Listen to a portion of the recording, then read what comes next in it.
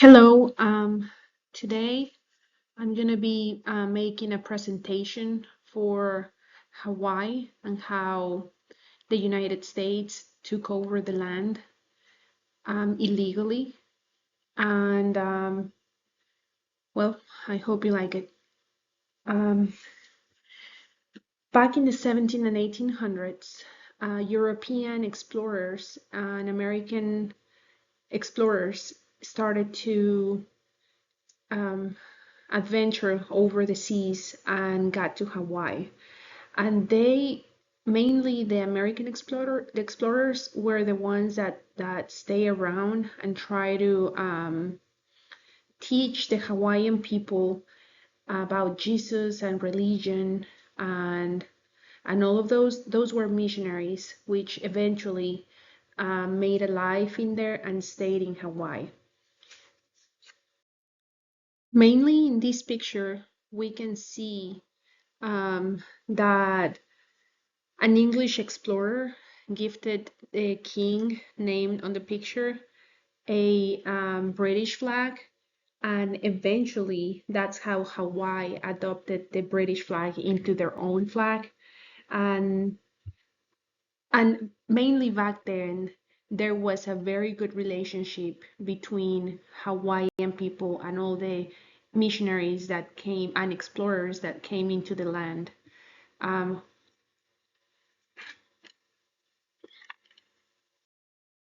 One of the main reasons these kids of the missionaries wanted to take control of the countries was to make just things more favorable with the sugar business that belonged to their parents. And that's what they did. They couldn't do that by themselves just because they were still a minority in the island back then. So they got help. Those American missionaries who settled on the land eventually made their lives there and started the sugar business in Hawaii. And they had eventually had kids and grandkids. And those grandkids are the one, and the kids of the missionaries are the ones that at one point started coming together to overthrow the government. They had that mentality of that European mentality of they can come and make any government or any way of ruling better. And even though they were Hawaiians because they were born in Hawaii, they were very loyal to the American culture and to America. So as I was saying, they were still a minority back then, so they couldn't overthrow the Hawaiian government by themselves, and but they got help from the American ambassador in Hawaii at the time, and his name was John L. Stevens. And basically, what he did is he went under the water and called, just asked for help, and he brought in a ship from the United States and 150 men to come over the island and take over, um, overthrow the queen at a time and take over the government. This was Queen Lily. At the time, she was the queen that was overthrown from her throne. And when the 150 Marines came over the island into the island of Oahu and into the capital of Honolulu. Once the queen was taken down from her throne, they had to choose someone to stay in charge. Um, and they chose this man, who is Sanford Dole, who was one of the sons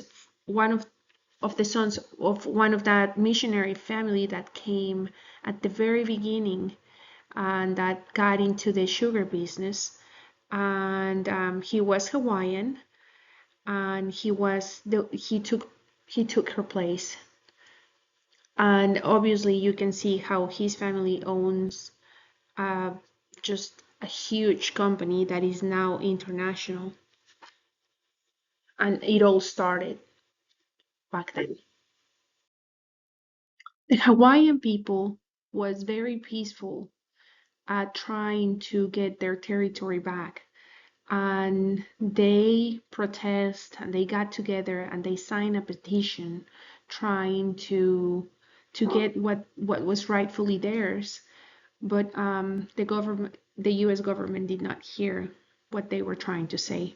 So finally, in 1998, Hawaii became officially a possession of the United States. However, it was not until 1959 that Hawaii became a state of the Union, being the 50th state of the United States.